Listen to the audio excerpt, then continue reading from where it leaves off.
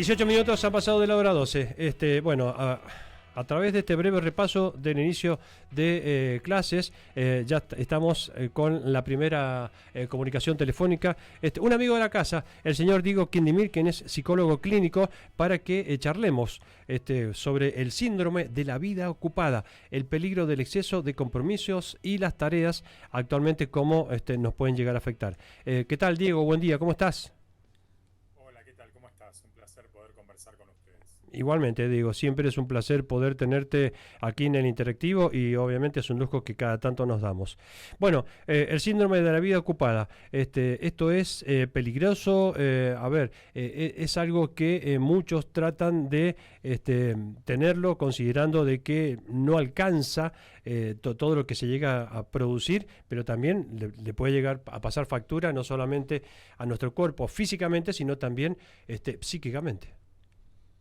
Sí, a ver, hay que considerar que esto no es una patología, sino que No. es una serie de factores, ¿no?, que hacen que vos te sientas agobiado, cansado, ansioso, ¿no? Hoy vivimos en una sociedad que nos exige todo el tiempo ser productivos, ¿no? Sí. Entonces, este síndrome de la vida ocupada, ¿no?, exige que siempre tengas que estar haciendo algo útil o algo valioso, ¿no? Esta hiperproductividad que estamos nosotros siendo atravesados. Entonces, no solo se trata de tener muchas tareas, sino que también lo que sucede es que tenemos esa sensación interna de que nunca es suficiente, ¿no? De como que siempre habría que hacer algo más, Algo ¿no? Es más. decir, siempre tenemos una cantidad de pendientes, ¿no? Es Sí. decir, el otro día hablaba con una persona con la cual trabajo y me decía, mira, si yo quiero, mi trabajo es infinito, es decir,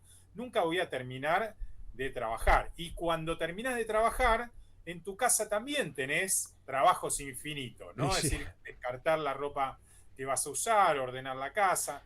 Entonces, el hecho de descansar, ¿no?, haciendo nada, se vive con culpa. Eso podría ser parte de este llamado síndrome de la vida ocupada, por Ujú, ejemplo, ¿no? ujú, ujú. Exactamente. Y también consideramos la posibilidad de que hay personas que tienen 2, 3, 4 trabajos porque necesitan llevar un poco más de agua para su molino, y es un condimento extra y obviamente que uno se siente así como estresado, pasado de vueltas y que, bien lo marcabas, cuando te tomás 5 minutos de descanso te sentís culpable para colmo.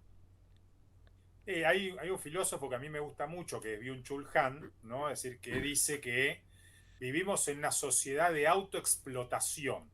O sea, antes la explotación estaba puesta afuera, en las fábricas, ¿no?, en las empresas, etcétera, y hoy esa autoexplotación está puesta adentro mismo, adentro de nosotros mismos. Ujú. Es decir, nosotros somos nuestros propios jefes y muchas veces, él dice, somos nuestros propios verdugos. Nos exigimos a rendir el máximo posible, ¿no? Entonces, bueno, esto es uno de los peligros, por el exceso de autoexigencia, ahí es donde vienen después el impacto no solamente sobre la salud mental, sino también sobre la salud física. Se descubrió algo en Japón que es el karoshi, ¿no? Es decir, que es el exceso de trabajo o la muerte por karoshi. ¿Y qué vendría a ser esto? Personas que tienen semanas de 160 horas laborales. Mm. Es decir, que digamos, la semana laboral está alrededor de los 40, 48 horas. Sí. Bueno, estas personas se mueren por tener estas 160 horas semanales de trabajo. Es decir, al no darle al cuerpo descanso, se produce la muerte por el karoshi, ¿no? Ujú. Ujú. Diego, ¿esto responde a algún trauma de la infancia? Por ejemplo, ver a mis viejos que no llegan a fin de mes y uno se sobreexige para cumplir ciertas metas económicas. Podría ser, digamos, ¿no? Es decir, pero yo creo que tiene más que ver con esto de un impacto más de lo social, ¿no? Es decir, porque insisto, no solamente el síndrome de la vida ocupada tiene que ver con nuestro trabajo, sino que también cuando vos salís del trabajo, tenés la agenda completa. Y esto no pasa solamente en los adultos, también pasa en los niños. Es decir, los niños salen, te estoy hablando de cierta clase media urbana, ¿no? Es decir, a las 4 de la tarde de la escuela, a las 5 tienen que ir a inglés, a las 6 tienen entrenamiento de fútbol, a las 8, bueno, y entonces, digo, tampoco tienen ese tiempo para aburrirse, ese tiempo para, digamos, ¿no? Es decir, estar jugando en casa sin hacer nada, o para mirar la televisión, ¿no? Entonces, ya desde niños estamos metidos en esta lógica de tener la agenda completa. Diego, ¿y en qué puede llegar a derivar, por ejemplo, pérdida de sueño, estar alterado, digo, sensible, un poco enojado en gran parte del día?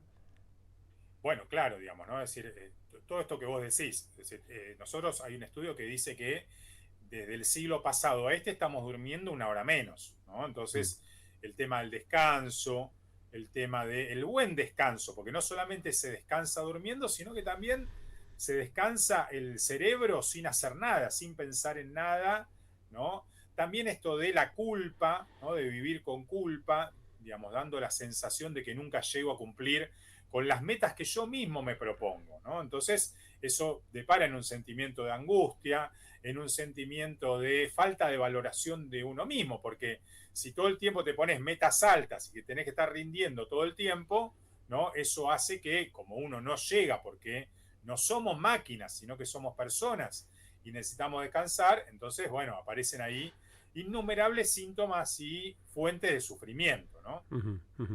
Ujú.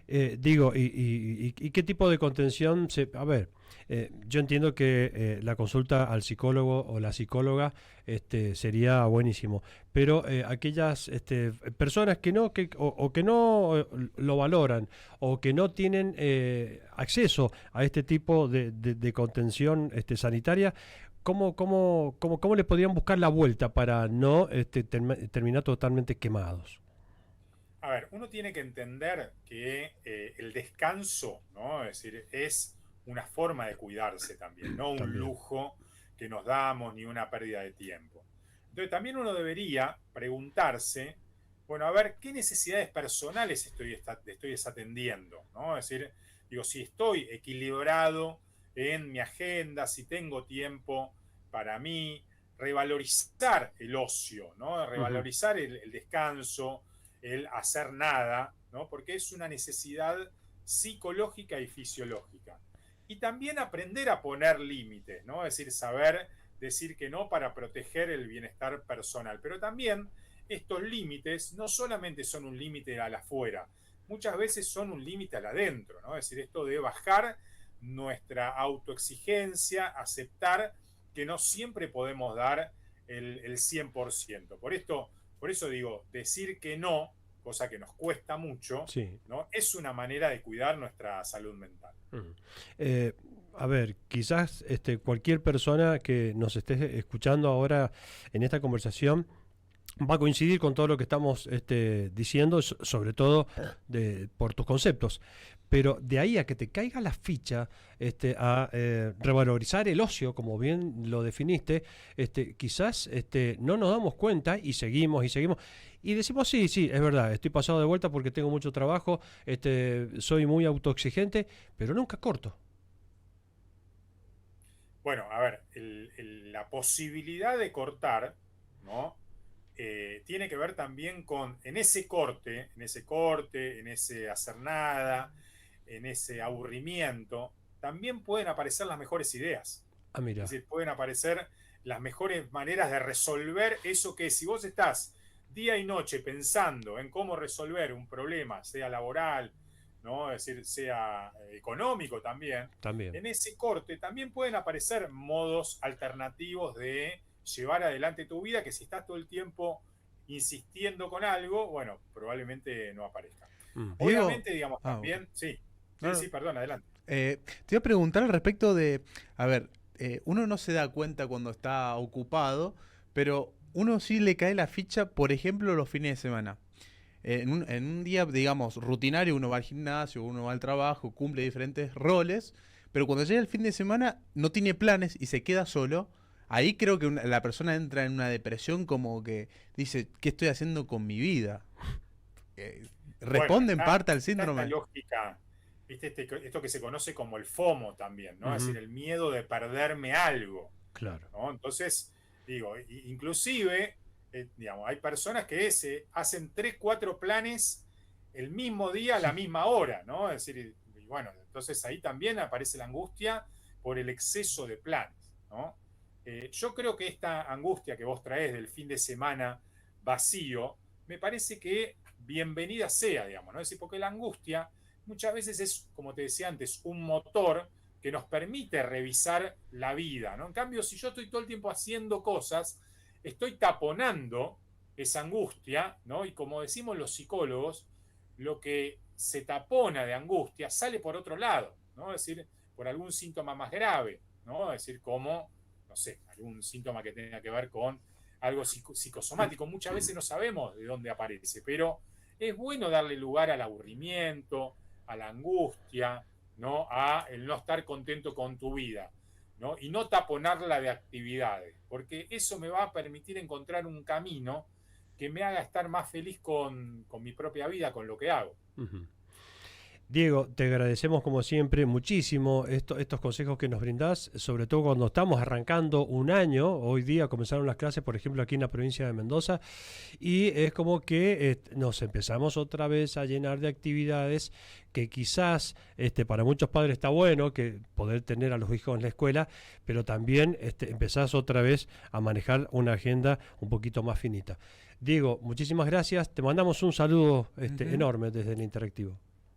Un placer y bueno, buen inicio de clases para las familias. Un Bueno, abrazo, nos vemos pronto. un abrazo grande.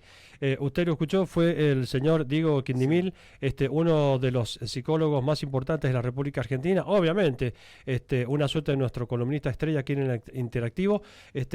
Analizando un poco esto de cómo quedamos quemados a veces por el exceso de compromisos, tareas, trabajos. Tenemos también la forma para que te comuniques con él, para que veas su contenido, que está en Instagram, lo puedes encontrar en @diego.quindimil.